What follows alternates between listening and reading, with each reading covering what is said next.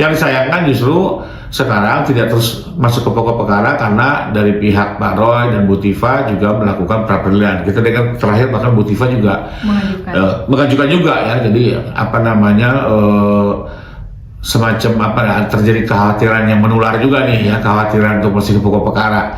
Nah, sehingga ini kalau tidak segera hakim bisa mengambil sebuah ketegasan, yang kita harapkan hanya perkara ini semakin lama ya.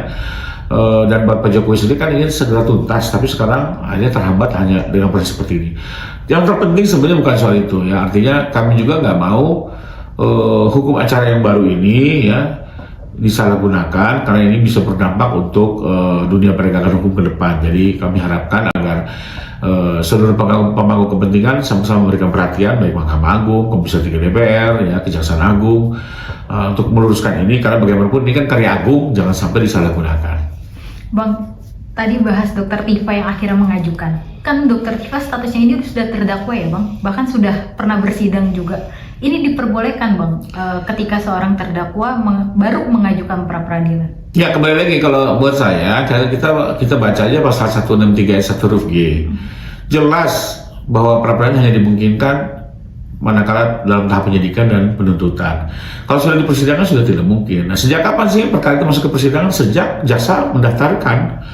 Ya, lalu ada argumen, oh nanti kan terdakwa nggak tahu, siapa bilang. Pada saat jaksa mendaftarkan perkara di pengadilan, maka saat itu juga jaksa mengirimkan turunan surat pelimpahan, sehingga sejak saat itu terdakwa kan tahu. Nah, apalagi kalau untuk perkara Bu Tifa, buat saya ini sudah betul-betul di luar koridornya. Pertama, saya sudah melihat dan mencermati pendaftar. Jadi jaksa itu sudah memperbaiki dakwaan dan mendaftarkannya kembali tanggal 27 Juli. Ya. Sementara Ibu Tifa mengajukan pra peradilan tanggal 3 Agustus. Jadi ini sudah dalam masa rentang perkara di pengadilan. Nah, ini kembali juga persis seperti pra peradilan yang kedua Pak Roy gitu ya. Nah, di mana seharusnya ini sudah tidak bisa diajukan lagi. Apalagi kalau kita pelajari substansinya, kemarin kayak dengan Bang Gofur juga kita mendiskusikan substansi pra peradilannya, justru ini membahas lebih kurang isinya seperti eksepsi, yaitu keberatan dengan langkah jaksa melakukan perbaikan dakwaan, tidak menempuh upaya hukum banding. Ini kan sebenarnya persoalan-persoalan eksepsi ya, bukan persoalan pra peradilan.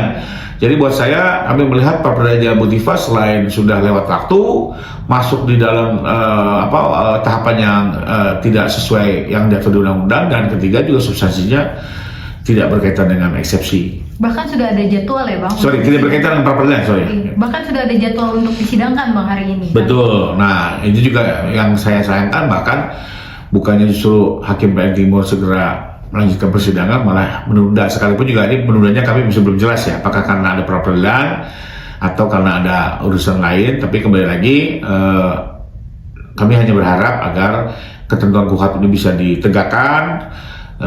Reformasi hukum acara ini betul-betul bisa mendorong penguatan penegakan hukum, bukan sebaliknya.